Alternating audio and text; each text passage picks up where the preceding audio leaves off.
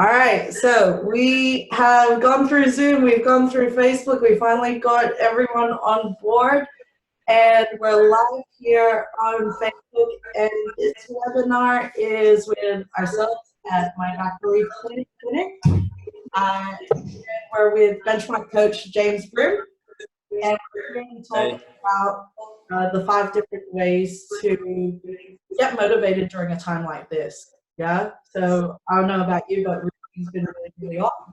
And when Spanner was put into works, obviously, I was out of routine and my motivation for exercise went down.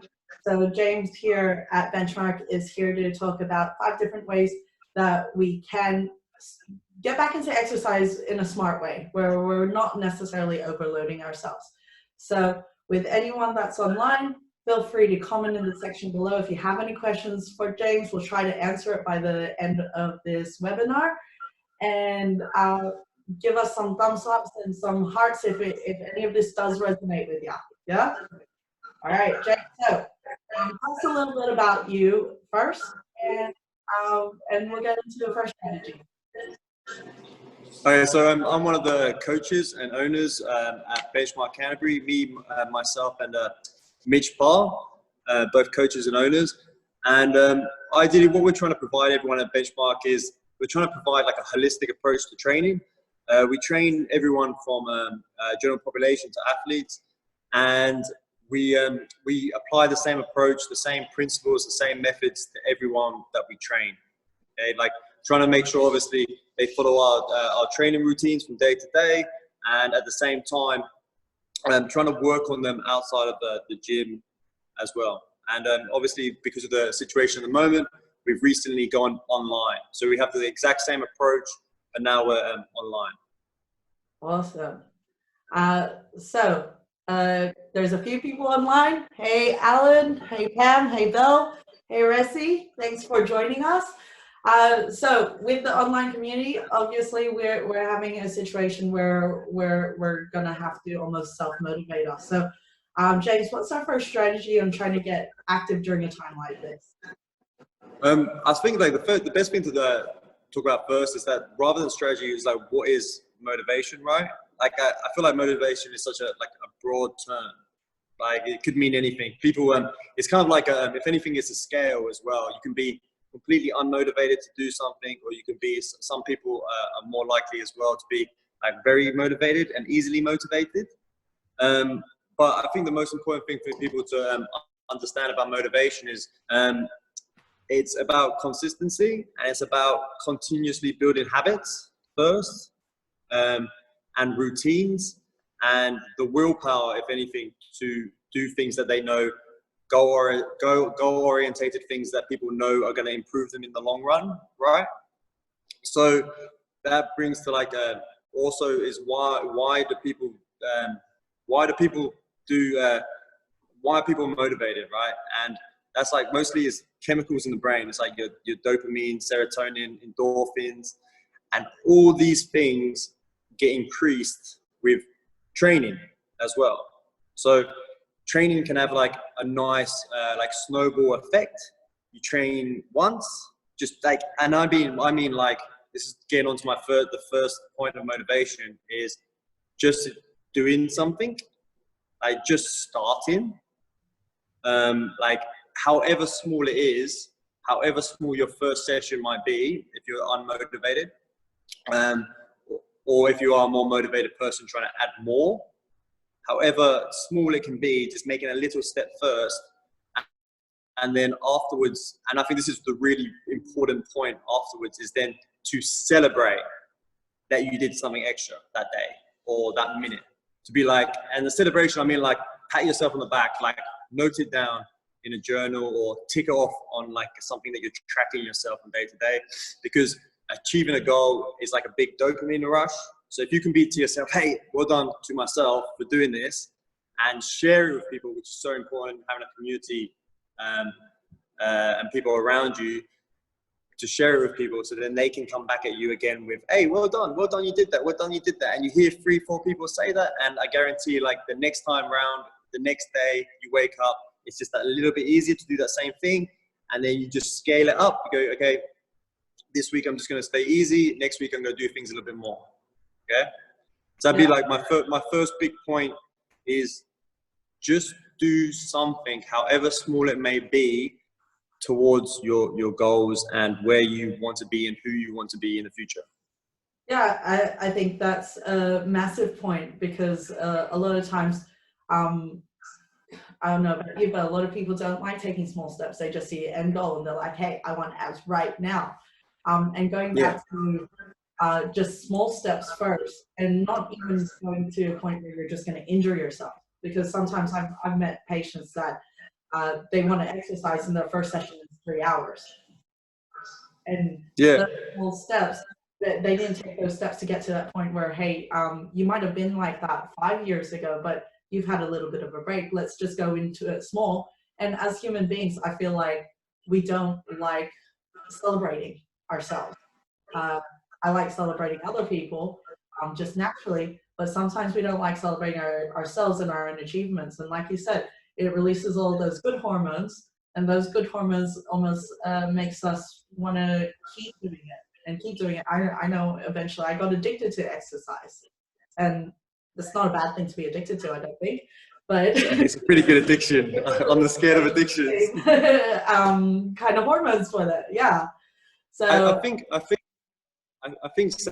saying that is one of the really interesting things about people not wanting to celebrate themselves, is because these days we're surrounded with social media, right? And nearly everything on social media that gets a lot of praise is someone doing something quite epic. Like, that's what everyone likes seeing. That, like, you either like someone doing like an epic, like snowboarding, epic skiing, epic things in the gym that are like out of lots of people's reach at first, right? And what people tend to forget is that these people, when they're doing these things, have taken tiny little steps all the way up to achieve that. But people miss that picture because that's not fun, right? That's not fun to watch that. It's not fun to watch someone take their first step and do their first, like, 10 squats or whatever. No, it's not the sexy part of exercise. It's not the sexy part of exercise. it's you have to understand. Handstand on a cliff. That's what people tend to see on Instagram. Yeah, exactly. Yeah, but they started somewhere as well, and you can't jump from 0 to 100. So just building that momentum, understanding that things snowball when you pick up momentum, and that increases motivation because you're feeling good about yourself over and over again. These things don't happen overnight, but you have to persist through the first stages, right? Awesome. So anyone that's watching, give us some likes if you're going to pat yourself on the back after taking a walk today. So do it. It sounds silly, but do it because it makes you feel good. Yeah. I'm all about making yourself feel good. So on to the next strategy. What's an easy strategy for the rest of So the next strategy is taking same kind of thing, but it's taken a lot. We've spoken about taking little steps, and now the other step is to look into the future in long term. And like you're just saying, like, lots of people want it now, but you have to understand that the process of motivation and building momentum is something that you have to say, okay, I want to commit to this for. Well, really, I think, like, I want to be 70, I want to be 80, I want to be 90, and I want to be healthy, right? Yeah. And understanding that a goal has to be designed, we call it SMART. So we should look at goals, like things that we want to achieve. SMART this is used in many businesses as well, all different ways. Like, it should be specific, measurable, you should be accountable, it should be realistic, and it should be targetable, timeable, right? And people kind of forget that about goals, and they definitely miss out on that. They go, oh, okay, well, I just want this, it's random, and it makes not much sense to them, really. But it's like, I want this now, and I don't even know why I want it. Okay? So can you give us an example of, like, a SMART goal, like with all of those steps, like for someone that... Okay, yeah. So I guess, like, a SMART goal could be for someone that does, like, powerlifting or something like that. It could be to achieve a deadlift at maybe double their body weight. Awesome. Okay, but then it's only smart when you've been specific. So I've said double my body weight, I want to achieve that deadlift. That's a pretty specific goal, right? Yeah. And measurable, I've then got the weight that I want to achieve. So I've said double my body weight. So then again, it's measurable. Accountability is a little bit extra. Accountability is like, who's going to keep me accountable? And I think you need community when it comes to this one. It's best because there's research to say that if there's one person continuously telling you the same thing, doesn't impact you.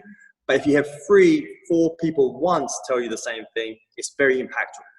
Does that make sense? Yeah. So if you have a community around you with similar goals, or just goals in general, then you will more likely achieve your results. So accountability, I think, is super important. Like having a trainer, at the moment, like we provide a lot of accountability for our members on our online platforms like Facebook communities, like you're doing right now. And then realistic is, where are you at the moment? And is this goal realistic? Like you just said, the guy on the cliff hanging on one arm. For me, I don't think that's probably not a realistic goal for myself, because I climb. Yeah, well, an unrealistic goal for me would be like a 200 kilo deadlift. Yeah. Exactly, yeah. So like, that's where you make it more realistic by determining against body weight, and a good coach, and I don't think lots of coaches do this enough these days, should shut someone down when their goal is unrealistic. Yeah. Like, and because I know it's nice for a coach to obviously someone come into a gym and go, oh, I'm thinking about signing up, and they go, I want to lift a 500 kilogram deadlift in 6 months. Lots of some coaches I know out there will be like, okay, mate, we can try and make this happen. When all you're setting that person up is for lots of little steps of failure, right? They're going to get lower and lower and lower when they realize how unachievable it is. But if you give them achievable goals that they can hit every time you pat yourself on the back, again, we snowball, right? Yeah, and again, it's like baby steps. So exactly. If you get your baseline and you get, say, your lifting weight, and just have achievable goals from there. I think having honest people around you is actually really key. That happens in PT world, coaching world. It happens in the chiropractic world, where say someone has 20-year problems and they're like, I want this problem fixed in a day. And there will be some chiropractors out there that are like, yeah, of course, I can do it. Like one adjustment, great. But from a realistic point of view, we're all subject to our own human capabilities. And I think you need to also be honest with yourself and surround yourself with honest people, but also get other people to hold you accountable. I know whenever I tell someone I'm going to do something, like I'm going to tell people that I'm going to do this webinar, the more people I told and the more patients I told, this morning I'm like, damn it, I have to do it. Exactly. And then someone pulls you up being like, oh, when is it? And then all of a sudden you're like, okay, I got to pull the trigger on this. Exactly. So yeah, exactly. And the more you hear different people saying that, the more you are accountable towards your actions, right? And which I think that's super important. And the last one is trackable, right? And this trackable one kind of takes me into the next point.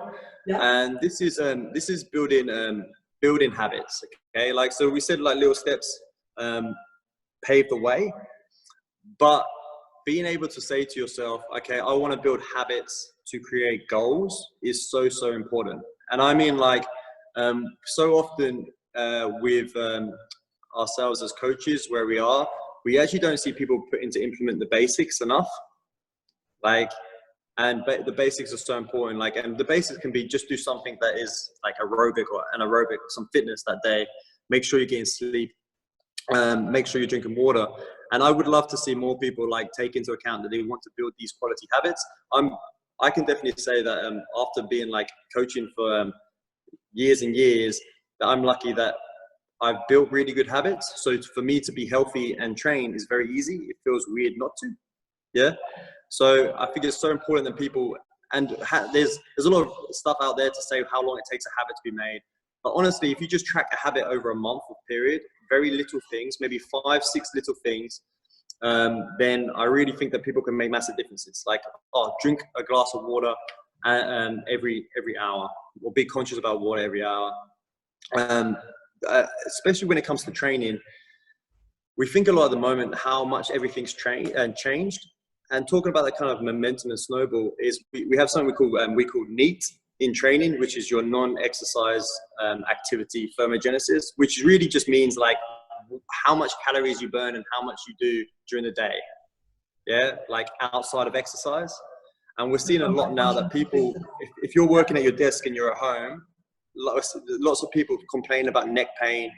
Actually, I know about this now because I've never actually done a 9-to-5 job in my life. Me and Mitch, my business partner, right? We now wake up at pretty much like 8, or whatever time we wake up, and then go to work at 9, and then finish at 5 to 6. So we just sit there all day on a computer, and we're both complaining continuously about our neck and how uncomfortable we feel on computers, and we don't move throughout the day like we used to. And I know there's lots of people out there doing that. So it's really important just to continuously be moving. And as I talk about the snowball effect, if you move enough during the day, if you like say, I'm going to stand up every hour at my desk to walk around, you're going to feel better. And then when it comes to that point where you need to train, you're going to be like, okay, I've just moved a minute ago, an hour ago, 30 minutes. I don't feel so stagnant. I'm going to do something. Yeah. So building these little habits, like make sure you don't sit down for too long, make sure you're getting water, make sure you're getting enough sleep, these tiny little things, and then tracking them over periods of time, these tiny little things. And there's a thing called the compound effect, right? Where the more little habits that you get into place, you'll notice them over the year. They'll amount to massive things. Yeah. But then at the same time, you've got all these little negative habits that you might do throughout the day that you have to at some point pinpoint and try and cut them out. Because it's kind of like scales, like your negative habits versus your positive habits, and where you're going to end up over the year, right? Yeah. Yeah. Well, essentially, that's something that I always tell majority of my patients is your body does what it's trained to do. If you trained it to sit down and watch Netflix all day, it's going to be awesome at sitting down and watching Netflix all day, and your joints are going to be really tight. So you've trained your body to be that way. You can train yourself to be healthy just as well as you can train yourself to be unhealthy.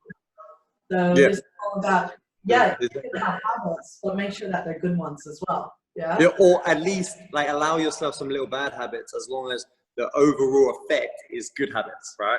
Yeah. Have your cake like once a month. Yeah. Yeah. Binge your Netflix, like stuff like that. But lots of little routine habits are like they can change the day, and you won't eventually after a month of tracking them or 2 months of tracking them, you don't even notice them. Yeah. You know, and that's adding longevity to you. I think it's so important. Like continuously hydrating, continuously moving is really like, if everyone did that, right? Not as many people would come as train. There'd be much less people like doing chiropractic and stuff like that, because it's so useful. Yeah. Right. Awesome. And then that passes into my next one. So habits is then like routine is the next one. Yeah. And humans are naturally like routine animals, right? We love routine. Our whole body clock is designed off like a circadian rhythm, which is like a routine, right? We get tired at night, we wake up in the morning, right? We get energy when the sun's out, we maybe dump down a little bit in the middle of the day, and then we come back up. Designed like as a clock. Yeah. So I feel like in this time at the moment where so many people have a complete change of their lifestyle, to try and find some of your old routine and transfer it into your new routine is really important. I've seen a really funny meme at the moment that's going around online of a guy trying to keep his routine by standing in his shower, holding onto the shower rack, looking like he's committed at 7. Yeah. So definitely for people that take public transport. I think, again, those things where you want to try to feel normal from your ordinary life from before. So I've had some patients here that dressed themselves for what they would have dressed up in the office. And awesome. That's one of those things that I'm like, oh, great. Are you still at the office? And like, no, I got Zoom meetings, but I need to feel good about myself. And that still applies to training. It's still make sure you try to do things that was part of your normal routine beforehand. If dressing up and getting changed for a workout and warming up, keep that rhythm up there, because like James said, we're creatures of habit. We like our routine. We like our routines. Anytime this is something that took most people out of their routine. That's why most people lost their motivation, because it was just too different and too much change. We hate change. And really, really good ways to simply like let routine help you is, what time would you have trained before this? Like, would you have trained early in the morning? And well, you woke up early in the morning and now you don't have your commute maybe. So why not just keep training at that same time that you were originally? Why try and change everything around? If you already were waking up at 5 a.m. and then training at 5:30, then still train at 5:30 a.m. Exactly. You've been doing that for maybe some people have been doing that for months, years, and then it's such a shame to then all of a sudden start sleeping into 8 and losing that really good habit, that really good routine. But as well as that, with routine, I think it's really important to be prepared. So those are the people that want to be motivated to. If you want to, obviously in this case, I specifically mean training, but this works for everything, right? If I want to read more of a book, I leave the book on my bed, so it's there, available for me. So when I go into bed, I go, oh, my book's there, I'm going to read it. So the same thing with training. Have your, you say how you'd be dressed up, ready to go for work. Awesome. Have your gym kit dressed in your bag, ready to train off at the time that you want to train. Have a gym area set up in your house, outside, in your apartment, your garage, wherever you do it. But make sure that designated space is specifically for that, right? Because then you have no excuse to not be in routine. Because we're easy to fall out of routine as well, as it is to, like anything, it can be hard to create something, but it can be easier to just drop out of it. Yeah, and we like our excuses when we can. So we're just trying to take away any factors that stop those excuses, essentially. Yeah, so I think we're up to our final strategy. Yeah. So the last one is kind of about with everything included. It's kind of like understanding that when it comes to health and fitness, that you need to do a bit of everything. Okay, you need to also spend some time making sure you're recovering. You need to also make sure you're spending some time doing like your aerobic, so your more aerobic system. Then you need to spend some time doing like higher intensity exercise, and then you need to spend some time doing strength. And you need to consider everything you do throughout that week as a whole. So I think it's really important. Like you think of there's lots of Olympic lifters out there who obviously have to be really disciplined with their skills. And if you were to ask them how many hours do you train a week, they'd say 80, and you'd be like, wow, how can you train 80 hours a week? But it's because they include everything, right? They include their quality sleep as training. They include their like a bath as recovery. They include like massage as a recovery, like time spent on a foam roller as recovery, drinking water or eating healthy meals. And it's all planned, and they kind of pat themselves on the back for everything good they do, and they consider it all training time. So I think that's super important that people, like, for example, if you really don't want to train that day, you don't want to train hard, then consider things like, oh, why don't I want to train this day? Maybe I should work on my recovery so the next day that I can train. Maybe I should try and relax myself. Like maybe I should have a bath. Maybe I should do some massage. And this all equates to you moving more and continuously be in the mindset of what am I doing next to improve myself? Cool. Yeah. So rest is super important, I think. Yeah, all of it is so important. Having them habits, but then building a whole big, like, massive bowl of everything together. Awesome. All right. So if you just give us a little summary about what the 5 different strategies. I'll ask anyone that's online right now. I think we just went live again. It might have cut out for a little bit, but back on live. Any questions, put in the comment section below. If we don't get to it right now, obviously we'll get back to it at another time. But just a brief recap of the 5 strategies, James, if you could. Okay, so we have the first strategy was what was the first strategy? Was setting goals. I think, yeah. Then it was habits. Then it was routine, and then it was like all together, the whole big outlook on it all. I think I've missed one there. Awesome. So before we end this, James, why don't you tell them if any of our audience that don't know you, some of our audience actually already know you because they're your clients.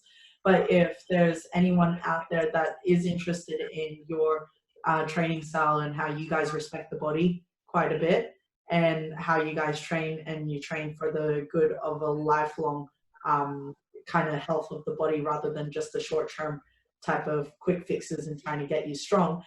Where can our audience find you?